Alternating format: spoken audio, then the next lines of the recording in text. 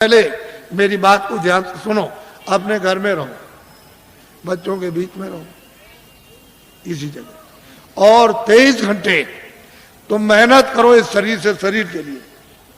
दुकान करो, दफ्तर का काम, खेती करो, इस शरीर के लिए, भोजन, कपड़ों के लिए, इसके लिए, दवा के लिए, सब, और बच्चों के लिए, इसके लिए। और 1 घंटा उसमें से बचाओ अपनी जीवात्मा के धन के लिए, ताकि इसको कल्याण हो जाए, इसकी मुक्ति हो जाए, ये आवागमन से छुटकारा पा जाए, न जल में न मरे। 1 घंटा तुम नहीं बचा सकते हो, और 23 घंटे इसमें तुमको लगाने को कह रहे। तुमको ये तो नहीं कह रहे कि तुम छोड़ देना को, ये तो सोचो तुम। और मैं तुमको इसी मनुष्य रूप मंदिर में, इसी में जो अनमोल मनुष्य मंदिर जो दिया है, जिसमें जीवात्मा बंद है, उसी में मैं अभी रास्ता आपको बताता हूं। अभी इसको कहते हैं नामदान। इसके पहले 2 चीजों का ध्यान रखो हमेशा, कि शाकाहारी हो जाओ। जितने भी अनाज है, सब्जी है, फल है, दूध है, घी है, 100 बार खाओ। कितने बार? 100 बार। तुमको भूख लगे उससे भी ज्यादा खाना। तुमको कोई मना करने आए तब कहना। अच्छे मकान में रहो, अच्छी झोपड़ी में रहो, मना कौन करता आप? लेकिन शाकाहारी, अशुद्ध आहार मत करना। बस इतना ही बचत करनी है कि आपको अशुद्ध आहार नहीं करना। किसी आदमी का, किसी बच्चे का, किसी पशु का, किसी पंछी का अशुद्ध आहार नहीं करना। शुद्ध आहार करो आप, जिससे शुद्ध बुद्धि रहे। भाई इतना ही तो आपको बताना, क्योंकि अशुद्ध आहार से तो तरह तरह घर में झगड़ा, बाहर झगड़ा, ये झगड़ा, वो झगड़ा, ये बीमारी, वो बीमारी, वो बीमारी, वो बीमारी, वो बीमारी, वो तो फैलने वाली है। अभी बीमारी जो फैलेगी उसको तो अभी आपने देखा ही नहीं। तो असल में शाकाहारी, शुद्ध आहार। दूसरा है बीड़ी पियो, तंबाकू पियो, हुक्का। मैंने तो कभी पिया नहीं, मुझे तो मालूम है नहीं कि हुक्का, बीड़ी, तंबाकू कैसा होता। लेकिन ये बच्चे जो 18 साल 20 साल के खड़े हैं, वो बीड़ी, तंबाकू, हुक्का नहीं पीते, कभी मत पीना। जो बच्चे नहीं पीते कभी मत पीना, एक खराब आदत न डालना। जो पीते हैं वो पी लो, आपके लिए मत। लेकिन बच्चों, बच्चियों, ऐसा कोई नशा मत करो जो तुम्हारी बुद्धि पागल हो जाए। तुमने इसको नहीं सोचा? कोई नशा मत करो किसी तरह का हो जो बुद्धि पागल हो जाए, और तुम अपने घर में बच्चे बच्ची को और अड़ोस पड़ोस में बहू बेटी को पहचान न सको। ऐसा कोई नशा मत करो। और चले जा रहे हो तुम, तो सामने तुमने समझा कि जमीन बराबर, और वहां गड्ढा मिला, उसमें पैर चला गया तो पैर टूट गया, और सिर लड़ गया गड्ढे में तो सिर फट गया, मर गए। ऐसा कोई न रामायण कहती है, न महात्मा कहते हैं, न कुरान कहती है, न फकीर, न मस्जिद कहती है, न मंदिर कहते हैं, न शिव जी कहते हैं, न आपको कोई और। ये कोई ओ जो कहते हो शिव जी भांग पीते थे, भांग पीते थे, भांग पीते, तुमने भांग पीते हुए देखा? वो भांग नहीं थी, वो कोई और नशा था। ये झूठी बात है। जो लोग उनके नाम से भांग पीते और कहते वो भांग पीते थे, भांग नहीं पीते थे। ये ऐसा देवता कभी भांग नहीं पीता, वो भांग नहीं पीते। लेकिन तुमने ये 2 चीजों से बचो, बाकी तो कोई मैंने मना किया नहीं। मैं तो एक सीधा साधा आपका सेवक हूँ, एक आदमी हूँ, और सही सच्ची बात तुम्हारे सामने तुमको बताने आए हो। तुम नहीं जगोगे, नहीं समझोगे, तो मैं इसके लिए क्या करूंगा? मैं तो अपनी बात कह के चला जाऊंगा। जब तुम उधर जाओगे, और उधर जब हिसाब होगा तुम्हारा, क्योंकि वो तो सब लिखा जा रहा। आज दिन में तुमने कितना बुरा काम किया, कितना अच्छा किया, कितनों को धोखा दिया, कितनों को मारा, कितनों के साथ बेईमानी की, कितनों को पानी पिलाया, कितने बार मंदिर में पूजा की, कितनी रामायण, कितनी कुरान पढ़ी, ये उधर में, और कैसे कुरान पढ़ी, ये वो सब वहां सब लिखा हुआ। वो आदमी भी मिलेगा जिसको तुम काट रहे हो, और जिसको मतलब है कि तुम उसको चीर रहे हो, वो सब मिलेंगे वहां।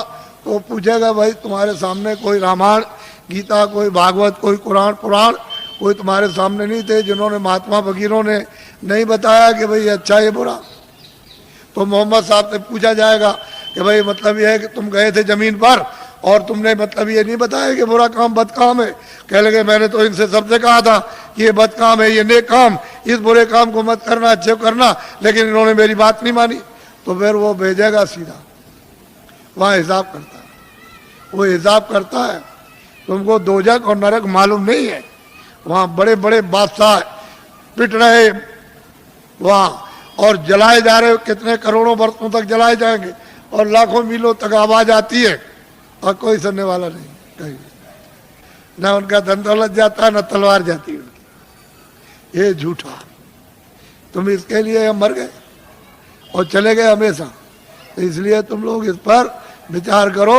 तपस्या करने से यानी माया लुभाती है कि तुम ये ले लो धन, ये राज ले लो, तो अगर तुम लुभा गए तो राज मिल गया, और राज का जब भोगा तो सीधा नरक हो गए।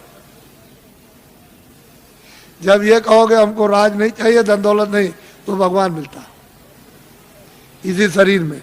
मरने के पहले मीरा ने मरने के पहले प्रभु को प्राप्त किया। आपको क्या मालूम कैसे पाया? तुलसीदास जी ने पहले ही वो 25 ही साल के अंदर प्रभु को प्राप्त कर लिया। आपको क्या मालूम कैसे पाया? आप क्या जानो? इसलिए आप अमोलक धन लो इस मनुष्य मंदिर में आत्माओं का। ये नामदान है, ये उस तरह की दीक्षा नहीं है, या मंत्र वैसा नहीं है, ये आत्म धन का दान है, ये ईश्वरी धन का दान है। जो उसकी कृपा होती है तब कभी कभी महात्माओं को आदेश मिलता है कि इन आत्माओं को बांट दो जो मानव शरीर में है, तो कभी कभी मिलता मुफ्त में। ये पैसे से नहीं मिलेगा, तुम ये सब रख दो जा करके पूरा आधार का, तो ये चीज मिलने वाली नहीं है। ये कभी दिमाग से निकाल देना, ये दौलत पैसे से नहीं मिलती, ये तो मुफ्त बख्शीश में यानी प्रसन्नता से मिलती है। तो तुम्हारे पास कुछ है, तुमने किसी से प्रेम किया? वो कहते हैं कि प्रेम से प्रकट होए भगवान। किसी से किया प्रेम? किसी से नहीं किया। उसी शिव के सामने चोरी करते हो, धोखा देते हो, विष्णु के सामने राम के मंदिर में जाते हो, दूसरों का गला काटते हो। अगर एक भी देवता खड़े होकर के कह दे कि आज से ये बेईमानी मत करना, ये दगेबाजी, तो कहोगे मैं ऐसे देवता को अब नहीं मानता। जो सबके सामने हमारी बुराई कहते हम नहीं मानते ऐसे, फिर कभी नहीं आप जाओगे।